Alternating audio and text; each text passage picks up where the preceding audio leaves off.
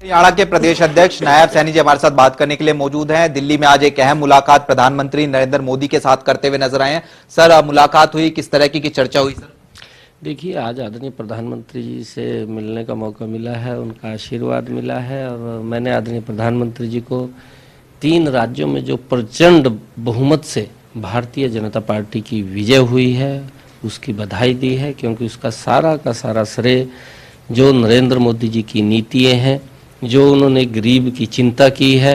पहली बार ये सरकार गरीब के घर के अंदर आदरणीय नरेंद्र मोदी जी एक मजबूत कवच के रूप में खड़े हुए दिखाई देते हैं। खड़े हुए कैसे दिखाई देते हैं? और उसका परिणाम है कि आज लोग नरेंद्र मोदी जी को प्रेम करते हैं, आज नरेंद्र मोदी जी से प्यार करते हैं। नरेंद्र मोदी जी हर गरीब व्यक्ति के घर के अंदर एक कवच के रूप में खड़े हैं और उसको चिंता नहीं है। आज अगर दुर्घटनावश कोई बीमार हो जाता है, कोई दिक्कत आ जाती है, तो पहले तो उसको इलाज कराना मुश्किल हो जाता था। आज उसको किसी की तरफ देखने की जरूरत नहीं है, आज किसी की तरफ झांकने की जरूरत नहीं है। आज 5 लाख रुपए का आयुष्मान कार्ड दिया है। मोदी जी एक कवच के रूप में गरीब व्यक्ति के घर में खड़े हैं, संबल के रूप में खड़े हैं। आत्मनिर्भर बनाया है नरेंद्र मोदी जी ने हर व्यक्ति को, कि वो मजबूती से आगे बढ़ सके, विकास कर सके अपना। चाहे किसी माता के घर के अंदर गैस नहीं थी, उज्ज्वला योजना बना करके उस माता बहन के घर के अंदर गैस का कनेक्शन और सिलेंडर पहुंचाने का काम किया है। चाहे किसी माता बहन के घर के अंदर शौचालय नहीं था, आदरणीय प्रधानमंत्री जी ने ये चिंता की है माता बहन की और इज्जत घर बना करके उसके घर के अंदर देने का काम किया है। एक गरीब व्यक्ति के घर में मजबूत कवच के रूप में मोदी खड़ा है, हर गरीब के व्यक्ति के घर के अंदर। और आदरणीय प्रधानमंत्री जी ने चाहे आयुष्मान कार्ड है उसको 5 लाख रुपए का अधिकार दिया है, और चाहे उसके घर के अंदर जो हमारा किसान है, किसान के घर के अंदर आदरणीय प्रधानमंत्री जी ने 6,000 रुपए किसान सम्मान निधि दी है, चाहे उसको प्रधानमंत्री फसल बीमा योजना के माध्यम से सुरक्षित करने का काम किया है, चाहे प्रधानमंत्री जन औषधालय के माध्यम से गरीब व्यक्ति को 50 से लेकर के 90% तक कम दाम के ऊपर जेनरिक दवाइयां उपलब्ध कराने की बात हो, चाहे प्रधानमंत्री आवास योजना के तहत उसको मकान दे करके बनाने की बात हो, चाहे हर घर के अंदर नल और स्वच्छ जल पहुंचाने की बात हो, चाहे प्रधानमंत्री बीमा योजना के माध्यम से उसको सुरक्षित करने की बात हो। एक नरेंद्र मोदी जी का ये जो 9-9.5 वर्ष का कार्यकाल रहा, आज गरीब व्यक्ति के घर के अंदर नरेंद्र मोदी जी एक सुरक्षा कवच के रूप में मजबूती से खड़ा है। गरीब व्यक्ति को आज इधर उधर झांकने की जरूरत नहीं है, कहीं देखने की जरूरत नहीं है, उसके विकास की उसको किसी प्रकार की दिक्कत ना आए। अभी अगर कोरोना का कालखंड आता है तो 80 करोड़ परिवारों को राशन पहुंचाने का कार्य भी नरेंद्र मोदी जी ने किया है।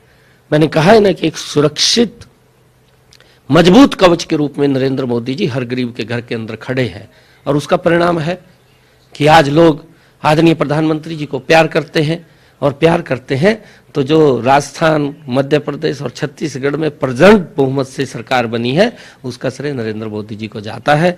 आज मैं आदरणीय प्रधानमंत्री जी को बधाई भी दी है, उनका आशीर्वाद लेने के लिए भी मैं गया था। उन्होंने कहा है कि 2024 हमारे सामने है, हरियाणा के सभी कार्यकर्ताओं को साथ लेकर के मजबूती से हमने काम करना है, और मैंने उनका आशीर्वाद लिया है। और हरियाणा के अंदर भी हम आदरणीय प्रधानमंत्री जी को 10 की 10 लोकसभा की सीटें कमल का फूल खिला करके तीसरी बार प्रधानमंत्री बनाने का काम करेंगे, क्योंकि ऐसा व्यक्तित्व है, सैकड़ों वर्षों के बाद मिलता है ऐसा व्यक्तित्व, और ये देश का सौभाग्य है कि नरेंद्र मोदी जी जैसा प्रधानमंत्री मिला है, जिसने गरीब की चिंता की, जिसने गरीब को संबल देने का काम किया है, जो हर व्यक्ति के घर के अंदर एक सुरक्षा कवच के रूप में मोदी के रूप में व्यक्ति खड़ा हो। देश के लिए बड़े गर्व की बात है, देश का विकास किया। प्रश्न बीजेपी संसदीय दल की बैठक होती हुई नजर आई। प्रधानमंत्री ने उसमें कहा कि मोदी जी नहीं, मोदी कहकर संबोधित करे, इससे जनता के साथ भी जो है कनेक्ट वो ज्यादा देखने को मिलता हुआ नजर आता है। विकसित संकल्प भारत यात्रा का भी वहां पर जिक्र होता हुआ नजर आया। हाँ, आदरणीय प्रधानमंत्री जी ने विकसित भारत संकल्प यात्रा के बारे में भी चर्चा की। आज संसदीय दल में भी आदरणीय प्रधानमंत्री जी ने कहा कि लोगों के बीच में मोदी जी नहीं, क्योंकि लोग मोदी से प्यार करते हैं और मोदी गारंटी है। मोदी ही गारंटी है। और मोदी जी ने ही, मैंने कहा है कि गरीब व्यक्ति के घर के अंदर एक संबल बन करके कवच के रूप में खड़े हैं, उसको आत्मनिर्भर किया है। आज उसको इधर उधर कहीं देखने की जरूरत नहीं है। किसी भी चीज की अगर गरीब व्यक्ति को आवश्यकता है तो मोदी जी की योजना उसके पास है, और जब मोदी जी की योजना है तो उसको कहीं भी झांकने की जरूरत नहीं है। एक सुरक्षा कवच के रूप में मोदी जी उसके घर के अंदर हैं। आदरणीय प्रधानमंत्री जी ने विकसित भारत संकल्प यात्रा की भी पूरी हरियाणा की चर्चा की है कि कैसे चल रही है। मैंने तो ये पहली बार देखा है, नहीं तो 2014 से पहले इस प्रकार की स्थिति थी कि गरीब का वोट तो ले लेते थे पर सरकार दिखाई नहीं देती, सरकार भागती थी गरीब से।